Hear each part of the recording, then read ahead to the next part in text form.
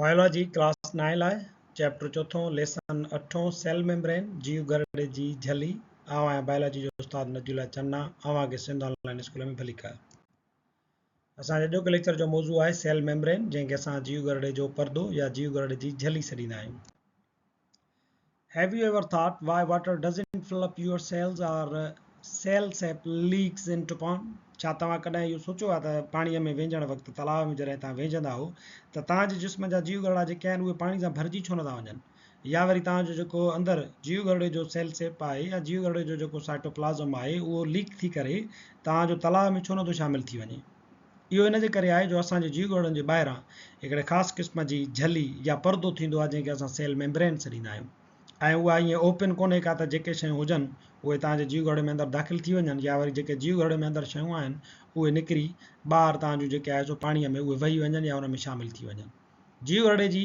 जेका झली आहे उन जी कंपोज़िशन उन जे फंक्शन्स जे बारे में मुख़्तसिरन असां अॼु हिन पंहिंजे वीडियो लेक्चर में सम्झंदासीं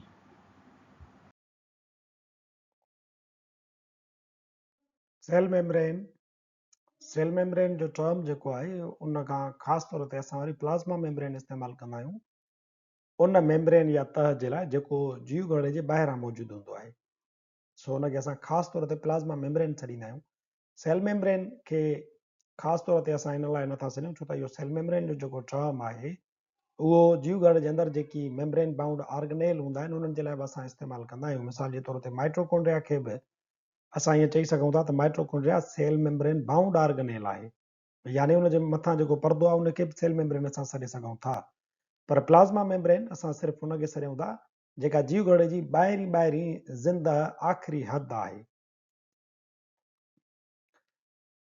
The cell membrane is the outermost living boundary of all cells. समूरन जीव गरड़नि जी ॿाहिरीं लिविंग बाउंड्री सेल मेम्ब्रेन या प्लाज़्मा मेम्ब्रेन हूंदी आहे असां ॻाल्हि कयूं था लिविंग बाउंड्रीअ जी तंहिंजे करे चऊं था त सेल मेम्ब्रेन ॿाहिरीं हद आहे या लिविंग बाउंड्री आहे जॾहिं त ॿूटनि जे जीव गरड़े में सेल मेम्ब्रेन जे ॿाहिरां सेल वॉल मौजूदु हूंदी आहे पर उहा असां इन जे करे आउटर मोस्ट नथा चऊं छो त उहा नॉन लिविंग आहे तंहिंजे करे समूरनि जीव गरड़नि में उहे प्लांट सेल्स हुजनि या अलगाए जा हुजनि या फंजी जा सेल्स हुजनि बैक्टीरियल सेल्स हुजनि या एनिमल सेल्स हुजनि उन्हनि जी ॿाहिरीं जेका लिविंग बाउंड्री आहे उहा सभिनी में प्लाज़्मा मेम्ब्रेन या सेल मेम्ब्रेन थींदी आहे The cell membrane, also called the plasma membrane, physically separates the intracellular space from the extracellular environment. Cell membrane या प्लाज़्मा मेम्ब्रेन जो मुख्य कम इहो हूंदो आहे त तबई तौर ते उहा एक्स्ट्रा सेल्युलर एनवायरमेंट यानी जीव गरड़े जे ॿाहिरां जेको माहौल मौजूदु थिए थो उन खां इंट्रासेल्युलर माहौल खे अलॻि करे सेपरेट करे रखण जो कमु कंदी आहे The cell membrane surrounds and protect the cytoplasm.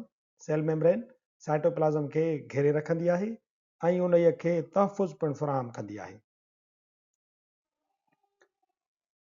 Plasma membrane जी जेकॾहिं कंपोज़िशन ॾिसूं त उन में 40% लिपिड्स मौजूदु थियनि थियूं 55% प्रोटीन जी ठहियल हूंदी आहे ऐं 5% उन में कार्बोहाइड्रेट शामिल हूंदा आहिनि हीअ जेका प्लाज़्मा मेम्ब्रेन आहे इहो असां हिन ॿाहिरीं जेका प्लाज़्मा मेम्ब्रेन थिए थी उनखे ज़ूम करे हिते तव्हांखे ॾेखारियो आहे त हिन में तव्हांखे नज़र ईंदो हूंदो त कार्बोहाइड्रेट जा मालिक्यूल मौजूदु आहिनि त ग्लाइकोप्रोटीन बाए ईअं वरी हुन में फास्फो बायोलिपिड जेको बाय लेयर आहे फास्फोलिपिड्स जो उहो पिणु तव्हांखे नज़र ईंदो हूंदो सो असां जॾहिं चऊं था त फास्फोलिपिड बाय लेयर त यानी असां लिपिड जी ॻाल्हि कयूं था 40% लिपिड्स मौजूदु आहिनि ग्लाइकोप्रोटीन जी ॻाल्हि कयूं था त उन में असां ग्लूकोज जीअं प्रोटीन जी पिणु ॻाल्हि कयूं था ऐं वरी कार्बोहाइड्रेट्स पिणु चेन तव्हांखे नज़र ईंदी हूंदी उहा पिणु इन सेल मेम्ब्रेन में अटैच थियल आहे सो मुख्य तौर ते प्लाज़्मा मेम्ब्रेन जेका थिए थी उहा 3 शयुनि जी ठहियल आहे लिपिड प्रोटीन ऐं कार्बोहाइड्रेट जेकॾहिं परसेंटेज जे लिहाज़ खां ॾिसो त प्रोटीन जो तइदादु जेको आहे परसेंटेज वधीक आहे ॿिए नंबर ते लिपिड आहे ऐं थोरे मिक़दार में हुन में कार्बोहाइड्रेट्स मौजूदु हूंदा आहिनि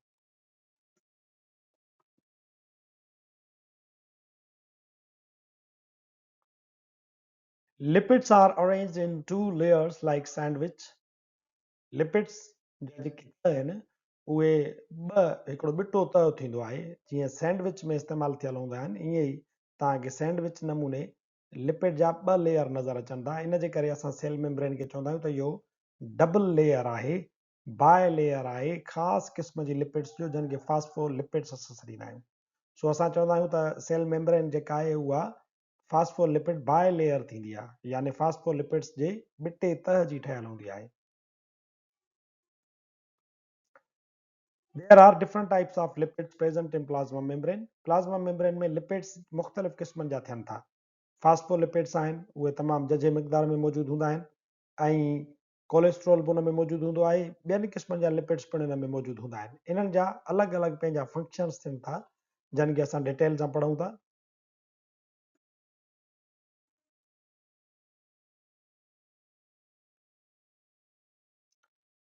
वधीक तादाद में जेके लिपिड्स मौजूदु आहिनि से फास्फोलिपिड हूंदा आहिनि। फास्फोलिपिड मालिक्यूल जेके आहिनि उन्हनि खे टे हिसा थियनि था।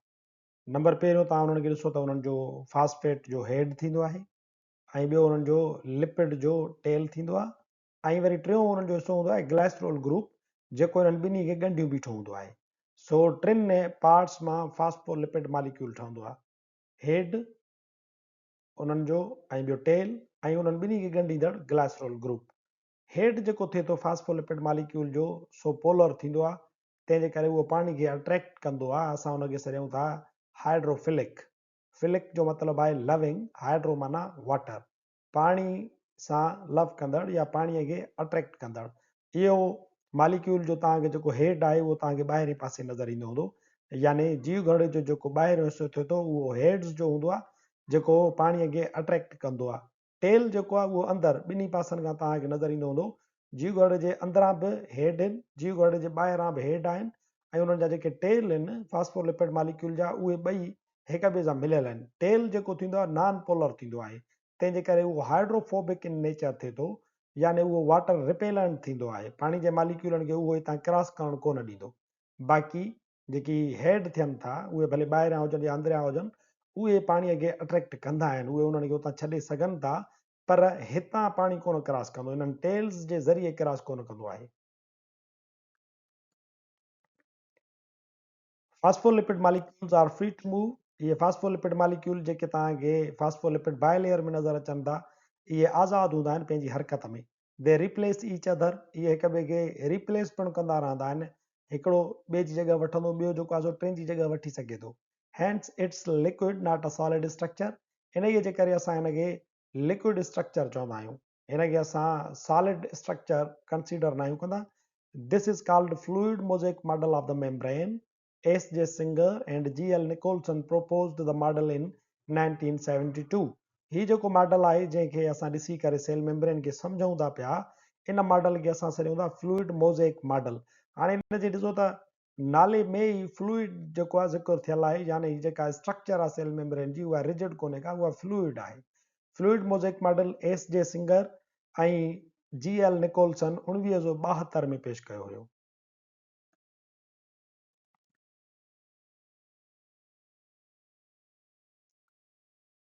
फास्फोलिपिड खां पोइ ॿियो जेको लिपिड सेल मेम्ब्रेन या प्लाज़्मा मेम्ब्रेन में मौजूदु हूंदो आहे सो आहे कोलेस्ट्रॉल। कोलेस्ट्रॉल तक़रीबन असांजी सेल मेम्ब्रेन में या जेकी बि ॿिया सेल्स थियनि था, उहे प्लांट सेल हुजनि या कहिड़ा बि हुजनि, उन्हनि जे अंदरि कोलेस्ट्रॉल जो तइदादु तक़रीबन 40% हूंदो आहे। इट्स डिज़ॉल्वड इन बाय लेयर, इहो तव्हांखे नज़र ईंदो हूंदो त हिन बाय लेयर ॿिटे तह में अंदरि डिज़ॉल्व थियल आहे, ॻरियल आहे। Its main function is to control the fluidity of the membrane. इन जो ख़ासि जेको फंक्शन आहे उहो इहो आहे त परदे जी पटड़ी हालत खे ज़ाब्ते में रखंदो आहे।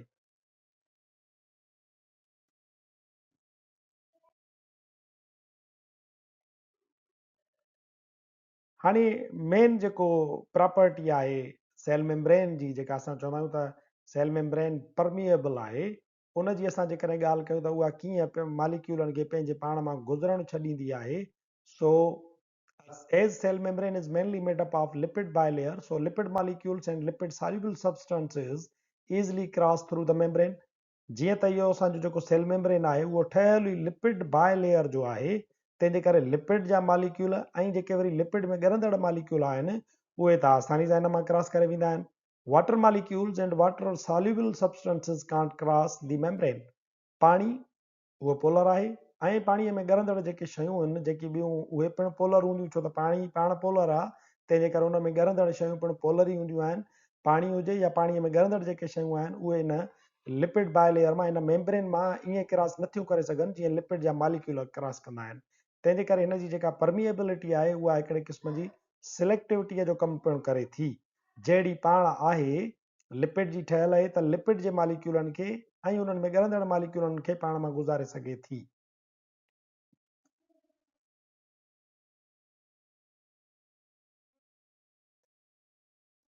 हाणे पाणीअ जा मालिक्यूल जीअं त हिन सेल मेम्ब्रेन मां क्रॉस कोन कंदा, तंहिंजे करे पाणीअ जी अचु वञु जीव घड़नि जे अंदरि त ज़रूरी हूंदी आहे। सो उहे पाणी जा मालिक्यूल कीअं गुज़रंदा? So these water molecules and water soluble substances are transported through membrane with the help of proteins. These transport proteins are of two types, integral proteins and peripheral proteins. हाणे जीअं त सेल मेम्ब्रेन या plasma membrane में जहाँ पाणीअ जा molecule या पाणीअ में ॻरंदड़ जेके मिनरल आहिनि, साल्ट्स आहिनि, आयन्स आहिनि, उहे डायरेक्टली जो इन सेल मेम्ब्रेन में क्रॉस न कंदा त उहे कहिड़े तरीक़े सां कंदा आहिनि?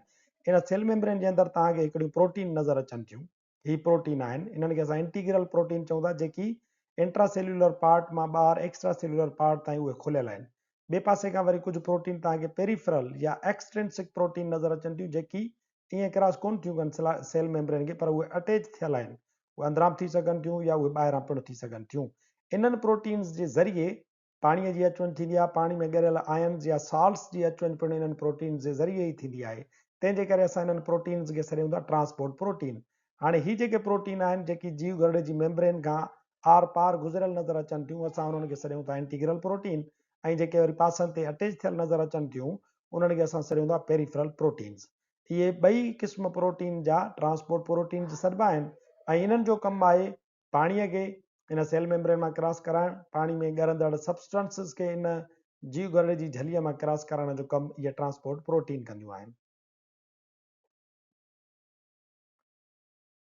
आख़िरी कंपोनेंट जेको असां पढ़ियोसीं त सेल मेम्ब्रेन या प्लाज़्मा मेम्ब्रेन में कार्बोहाइड्रेट्स जो तादाद बि मौजूदु हूंदो आहे। घटि में घटि तादाद कार्बोहाइड्रेट्स जो मौजूदु हूंदो आहे। मेम्ब्रेन में तक़रीबन 5% कार्बोहाइड्रेट हूंदा आहिनि। It's present in combination with lipids. Carbohydrate या त तव्हांजे प्लाज़्मा मेम्ब्रेन में लिपिड सां गॾु मौजूदु हूंदियूं, जिन खे असां सॾींदा आहियूं ग्लाइकोलिपिड्स। ही तव्हांजो हेॾां लिपिड आहे, ही फास्फोलिपिड जो मालिक्यूल आहे। उन्हनि जे हेड सां तव्हां ॾिसो त कार्बोहाइड्रेट अटैच थियल आहे, तंहिंजे करे हिनखे असां सॾियूं था ग्लाइकोलिपिड। ऐं ॿियूं वरी प्रोटीन सां गॾियल हूंदियूं आहिनि, उन्हनि खे वरी असां सॾींदा आहियूं ग्लाइकोप्रोटीन। ग्लाइको जेका प्रीफिक्स आहे उहा कार्बोहाइड्रेट खे शो करे थी, ऐं प्रोटीन जेका सफिक्स आहे उहा प्रोटीन खे थी शो करे। तंहिंजे करे कार्बोहाइड्रेट ॿिनि सूरतुनि में मौजूदु हूंदा आहिनि, या त ग्लाइकोलिपिड्स यानी कार्बोहाइड्रेट लिपिड सां गॾु अटैच थियल हूंदो, या वरी ग्लाइकोप्रोटीन्स यानी कार्बोहाइड्रेट प्रोटीन सां गॾु अटैच्ड हूंदो। दे आर नेगेटिवली चार्ज्ड, इहे पिणु नेगेटिवली चार्ज हूंदा आहिनि। सो रिपेल नेगेटिवली चार्ज सब्सटेंसिस, इन जे करे इहे नेगेटिवली चार्ज सब्सटेंसिस खे जेके आहिनि रिपेल कंदा आहिनि, उन्हनि खे हटाए छॾींदा आहिनि, परे कंदा आहिनि। Helps to attach other cells. इन्हनि कार्बोहाइड्रेट्स जो कमु जेकी ग्लाइकोप्रोटीन या ग्लाइको लिपिड्स आहिनि, इन्हनि जो कमु हूंदो आहे त जीव घड़नि खे मिलाए रखनि पाण में। असांजे जिस्म जे अंदरि तव्हांखे नज़र ईंदो हूंदो त जीव घड़ा जेके आहिनि उहे पाण में मिलिया पिया आहिनि। हथ खे ॾिसो, आङुर खे ॾिसो, त उहे जीव घड़ा जेके आहिनि हिकिड़ी हदुनि में आहिनि, पाण में उहे कीअं मिलिया पिया आहिनि। तंहिंजे करे उन्हनि जो जेको इहो ॻंढापो आहे, जेको पाण में इहो बांड अथनि, उहो इन्हनि कार्बोहाइड्रेट्स जी बदौलत हूंदो आहे। जॾहिं त ॿूटनि जे जीव घड़ में तव्हांखे यादि हूंदो त असां पढ़ियो हुयोसीं त इहो कमु उन्हनि जा प्लास्मोडेस्मेटा कंदा आहिनि। प्लास्मोडेस्मेटा उन्हनि खे जीव घड़नि खे पाण में अटैच करे रखण जो कमु कंदा आहिनि। साॻिए तरीक़े सां असांजे या जानवरनि जे जीव घड़ जे अंदरि इहो जीव घड़नि खे कनेक्ट करे रखण वारो कमु ग्लाइकोलिपिड्स या ग्लाइकोप्रोटीन्स कंदियूं आहिनि, जेकी हिकिड़े ख़ासि क़िस्म जा कार्बोहाइड्रेट्स आहिनि। असांजो जेको लेक्चर सेल मेम्ब्रेन, उन जे कंपोनेंट्स ऐं उन्हनि जे कम सां गॾु हिते पुॼाणीअ ते पहुचे थो। वरी हाज़िर थींदासीं नए लेक्चर सां गॾु। तेसिताईं ॾिसंदा रहो सिंध ऑनलाइन स्कूल।